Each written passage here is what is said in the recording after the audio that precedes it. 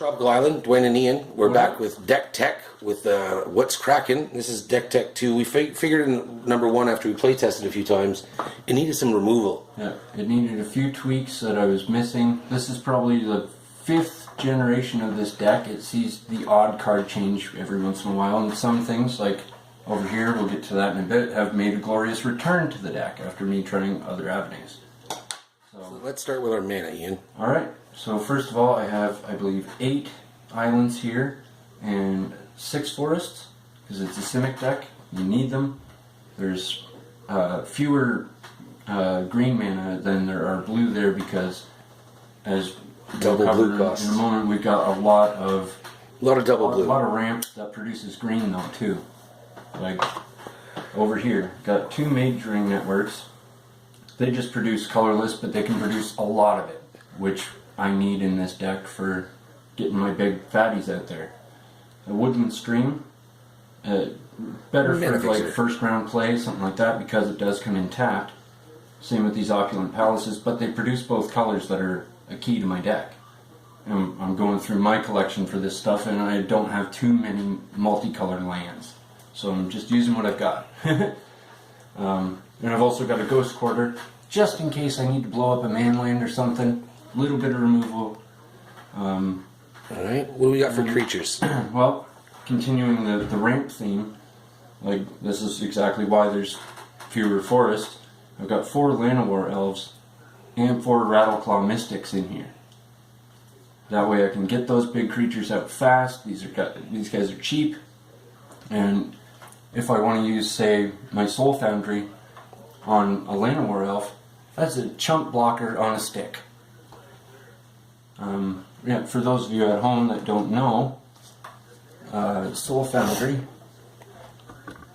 as you can see here, has imprint on it. Oh, sorry. There you go. Well, focus, there you go. Yeah, so it's got imprint, so you can attach it to a card when you play it, and then you pay X, which would be that card's mana cost, and tap this, and you get to produce one of them whenever you want. And paying X means I can. Doesn't that mean I can make multiples of it in one shot? Because it's X tap. Oh, okay, gotcha. Okay, so right. You pay the mana cost, tap it, and but if it was X with a colon at the end, then it would be the. As long as it was X colon with no tap. Right. Yep. Yeah. All right. Yeah, we get back to our creatures over here. Yeah. So. Fog banks to keep them alive. Yeah, one of my favorite plays in this deck, and it serves me very well because he absorbs all the damage that's thrown at him and doesn't go away unless he's hit with a destroy creature or other kind of removal. Then we go into the Reform here. We got to show this to the people because this one's rare. It's not exactly an easy card to find. Yeah, I had to pull apart 4 commander decks to get that little sucker. I don't know if you guys can focus on that there, but there you go. Yeah, that looks pretty good. See, when Reform dies, put a 3/3 blue fish creature token onto the battlefield. With when this creature dies, put a 6/6 blue whale creature token onto the battlefield. With when this creature dies, put a 9/9 Kracken token on the battlefield. Kracken. So it's just, you don't want to kill a Reform. It's a bad idea. And one of the things I'd like to point out about this card is the art. Oh, it's really neat in the way they transition, because it's probably hard to see on the video, but right over here, to the side of the Reform, there's the fish coming to get him. And then in the back here, there's the whale coming to get the fish, and then he's surrounded by tentacles on the whale card, and there's the Kraken eating the whale. Is it a whale or is that a ship? That's the whale from the previous card. Is that the whale? I've always thought it was a ship. I did too, but I just noticed now that it is indeed the whale. You can see just a little detail of its mouth, and I think that's being ripped in half. I think that's the prow of a ship, though. Look at that. It's like crumbling. Maybe it is a ship. I think it's a ship. I'm having a hard time seeing this. Hang on. Sorry, I'm taking in light. Get some more light for that. It looks like a ship. You're right. I was wrong. I just looked at the general shape and thought it was the whale. Yeah, that is a ship. I stand corrected. Maybe we should put a ship in here, a big butt, 7-Eleven. I have the ghost ship in there. Yeah, you can crew it for 6. Yeah, old school. And to remind everybody, this is not in any format. This is just for fun. Yeah, we play this at home for fun. Nimbus now. Yeah, the Nimbus Swimmer, fantastic. It can be an early play or a big fat late play to get around a lot of stuff or smash through something. Plus, it's kuka flying. Yeah, and it's great because you pay 2 plus X, and it comes in at whatever power is equal to the cost of X. And power and toughness, actually. Sorry, I misspoke. Then we get into the big fatties, the real meat of the deck. Inkwell Leviathan on pretty much the highest end of my curve at 9, but he's a 7-11 with Island Walk, Trample, and Shroud. Yeah. Cost 9, but still. The ones that made it back were the Inkwell, the Ether Storm, and Stormtide. Mm-hmm. We put in a Scourge of Fleets, and we put in a Deep Sea Kraken. Because with a Deep Sea, he can suspend that on the 3rd turn if he draws it early. Yep. Get that out real quick. And then my opponent's spells whittle down that suspend cost very quickly, or it stalls their play. So either way, he's a pretty good strategy card. And the Scourge, he lets him return creatures to their owner's hands when he casts it. So he's got this little bounce thing going over in his spell section here, which we're going to get to now. Mm-hmm.